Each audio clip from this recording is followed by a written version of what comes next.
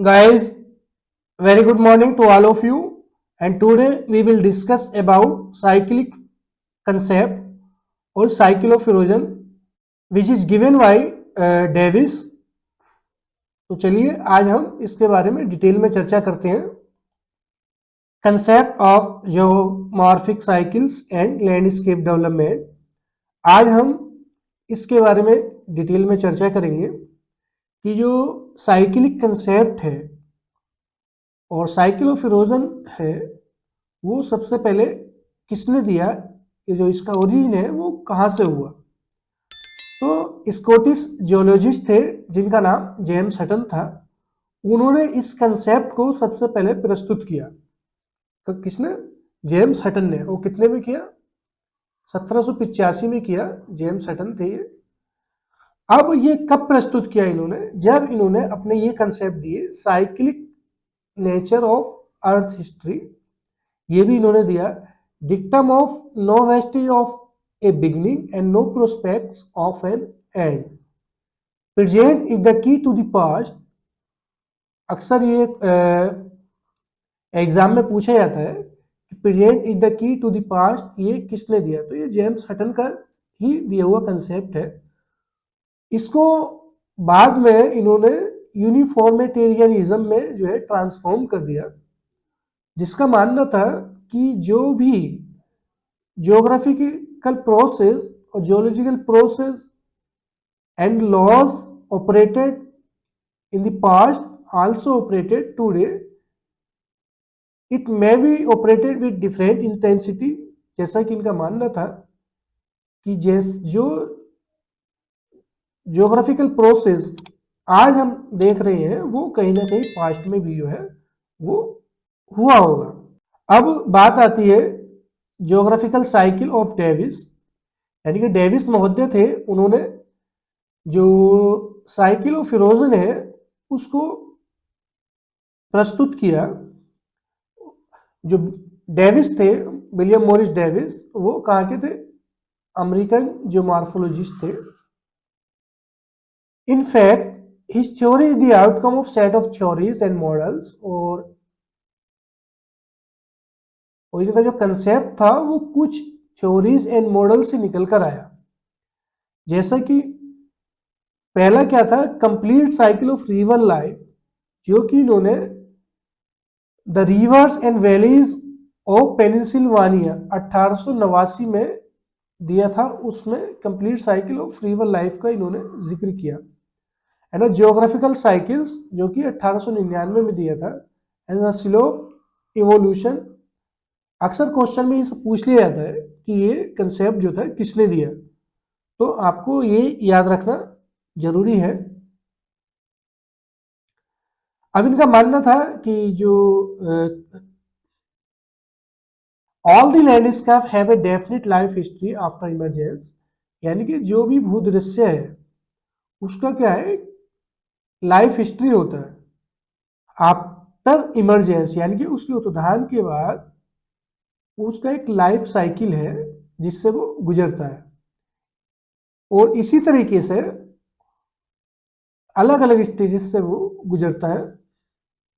वो जैसा कि उन्होंने माना कि एक उठा हुआ जो लैंड मास है वो कैसे फीचरलेस प्लेन में बदल जाता है, जिसको उन्होंने पेनी प्लेन का नाम दिया. किसका? पेनी प्लेन का नाम दिया.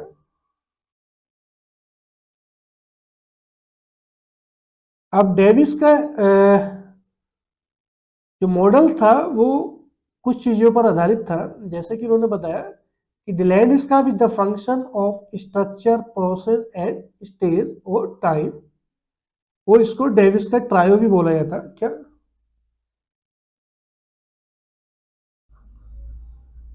Davis trio. इसको स्ट्रक्चर, प्रोसेस एंड टाइम. अब अगर हम स्ट्रक्चर की बात करें तो स्ट्रक्चर क्या है? Lithological and structure characteristic. Lithological में आता है कि जो रॉक टाइप है वो किस टाइप की है? क्या है? Rock type.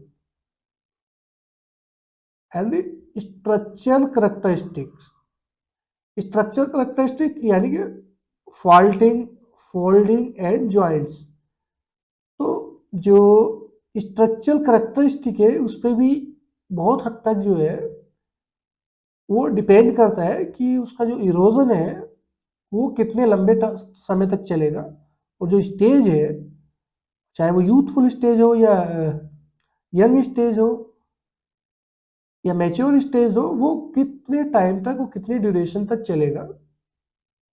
अगर हम प्रोसेस की बात करें, इसका मतलब है कि एजेंट्स ऑफ डेन्यूडेशन, तो बहुत सारे एजेंट्स हैं डेन्यूडेशन के, वेदरिंग एंड इरोजन इरोजन।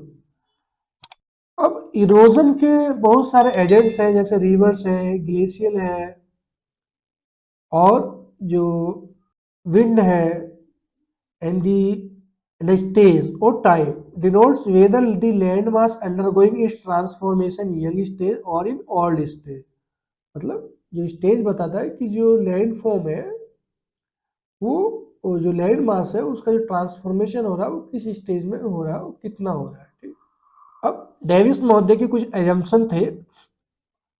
उनका मानना था कि जो लैंडस्केप है उसका एक लाइफ हिस्ट्री होता है, और उन्होंने इसकी जो है मानव से तुलना करी है, जैसे कि मानव है या मैन है वो अलग अलग स्टेजेस से गुजरता है, वैसे ही जो लैंडस्केप है वो भी अलग अलग स्टेजेस से गुजरता है, यानी कि young, mature and old stage. As soon as land mass emerge, erosional agents start their work on it. और जैसे लैंड मास का इमरजेंस हो जाता है, यानी कि उसका जो लैंड मास है उसका उत्थान हो जाता है, उसके बाद क्या होता है, जो इरोजनल एजेंट्स है वो अपना काम करना स्टार्ट करते हैं, यानी कि इरोजन स्टार्ट होता है। Finally formation of ultimate featureless surface take place. और लास्ट में क्या होता है, जो फीचरलेस सरफेस है वहां पे वो वजूद में आ जाता है। Initially land mass uplifted from the sea by the earth movement. और इनका मानना था कि शुरू में क्या है, जो लैंड मास है वो समुद्र से क्या होता है, उसका उत्थान होता है। किसकी वजह से, जो अर्थ मूवमेंट है उसकी वजह से इसका उत्थान होता है। और इनका यह भी मानना था कि जो उत्थान है वो एक शॉर्ट पीरियड के लिए होता है। क्या होता है, एक शॉर्ट पीरियड के लिए होता है, यानी कि तेजी से उसका जो है अपलिफ्टमेंट होगा, उसके बाद इरोजन जो है स्टार्ट हो जाएगा। और स्ट्रीम क्या करेंगी, वो जो वैलीज है उसको तेजी से क्या करेंगी, वो कट करेंगी फर्स्ट स्टेज में।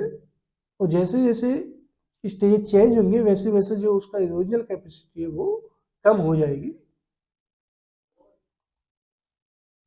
अब इन्होंने जो 3 स्टेज की बात की, वो 3 स्टेज कौन से हैं उसके बारे में और उनकी क्या क्या करेक्टरिस्टिक है उसके बारे में हम अभी बताएंगे। फर्स्ट स्टेज में क्या होता है, यंग स्टेज जिसको हम कहेंगे। In humid region running water erode the valley vertically, and vertical erosion is greater than lateral erosion. और यहाँ पे क्या होगा, जो वर्टिकल इरोजन है वो लैटरल इरोजन से ज्यादा होगा वैलीज में। And there is no visible erosion of the summits of the valley at this stage. और क्या है, जो समिट्स है उनका वहां पे इरोजन नहीं होगा। The gap between the summit and the valley widens. और जो गैप है दोनों के बीच में वैली एंड समिट के, वो क्या होगा, वाइडन होता चला जाएगा। Deep valleys are form in this phase. और क्या होगा, डीप वैलीज का वहां पे निर्माण होगा फर्स्ट स्टेज में और यंग स्टेज में। The valleys are steep slope, यानी कि जो वैलीज है उनका जो स्लोप है वो क्या है, स्टीप होगा। आप देखेंगे तो इस स्टेज में आप आइडेंटिफाई कर सकते हैं। And V shape valleys are form. और फर्स्ट स्टेज में क्या होगा, यूथ यंग स्टेज में वी शेप वैली का फॉर्मेशन होगा। V shape valleys are usually found in the Himalaya region. और ये हिमालय रीजन में आपको देखने को मिलेंगे वी शेप वैली।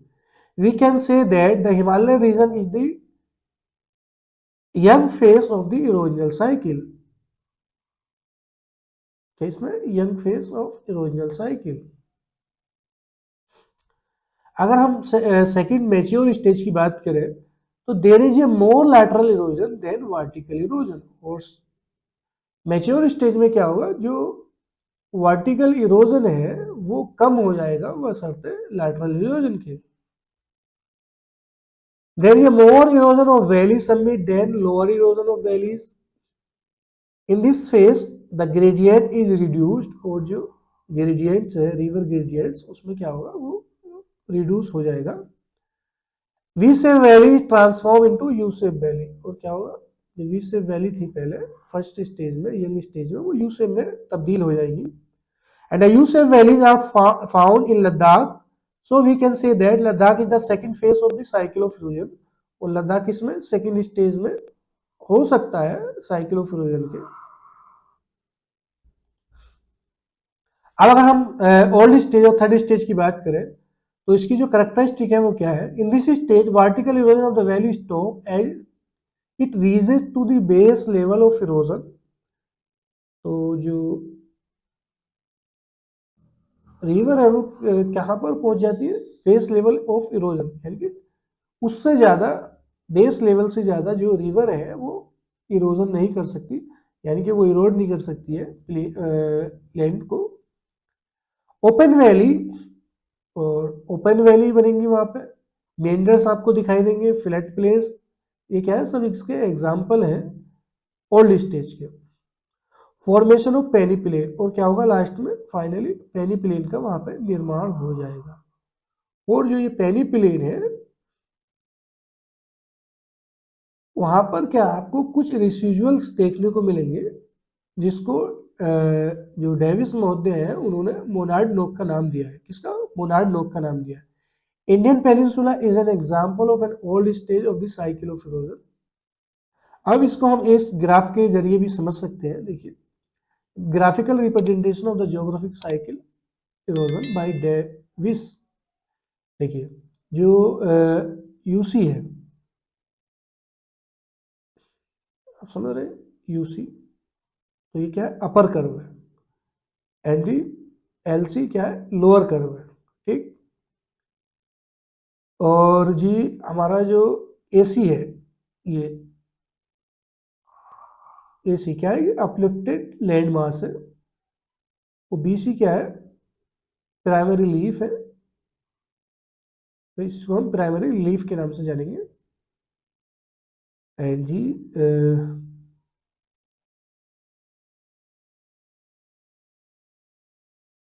अब जैसा क्या डेविस महोदय का मानना था कि जो लैंड फॉर्म है वो पहले उसका उत्थान होता है, यानी कि उसका अपलिफ्टमेंट होता है, और उसके बाद वहाँ पे वो इरोजन स्टार्ट होता है.